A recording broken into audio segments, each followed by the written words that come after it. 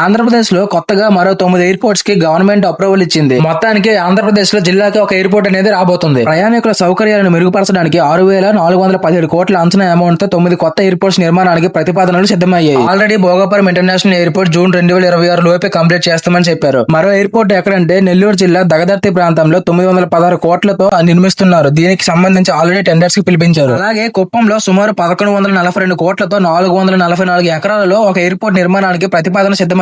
Already మన రాజధాని అమరావతిలో 1000 కోట్లతో ఇంటర్నేషనల్ ఎయిర్పోర్ట్ నిర్మాణం జరుగుతుంది. దీనితో పాటుగా శ్రీకాకుళంలో పలాస ప్రాంతంలో 650 కోట్ల అంచనాతో ఎయిర్పోర్ట్ నిర్మించేందుకు సిద్ధమవుతున్నారు. అదే విధంగా నాగార్జున సాగర్ ప్రాంతంలో టూరిజం డెవలప్మెంట్ కోసం ఇక్కడ ఒక ఎయిర్పోర్ట్ కన్స్ట్రక్షన్ కి ప్రపోజల్ ఉంది. అలాగే గోదావరి జిల్లాలో కూడా 2 ఎయిర్పోర్ట్స్ కోసం ప్రతిపాదన ఉంది. తుని అన్నవరంలో ఒక ఎయిర్పోర్ట్, అలాగే తాడిపల్లిగూడెంలో ఒక ఎయిర్పోర్ట్ కోసం ప్రపోజల్ ఉంది. వీటితో పాటుగా ఒంగోలులో కూడా ఇండస్ట్రియల్ డెవలప్మెంట్ కోసం ఇక్కడ ఒక ఎయిర్పోర్ట్ కన్స్ట్రక్షన్ కి ప్లాన్ చేస్తున్నారు. 9వ ఎయిర్పోర్ట్ అనంతపురం జిల్లాలో ఇండస్ట్రియల్ అవసరాల కోసం అని ఇక్కడ కూడా ఒక ఎయిర్పోర్ట్ ప్లాన్ చేస్తున్నారు.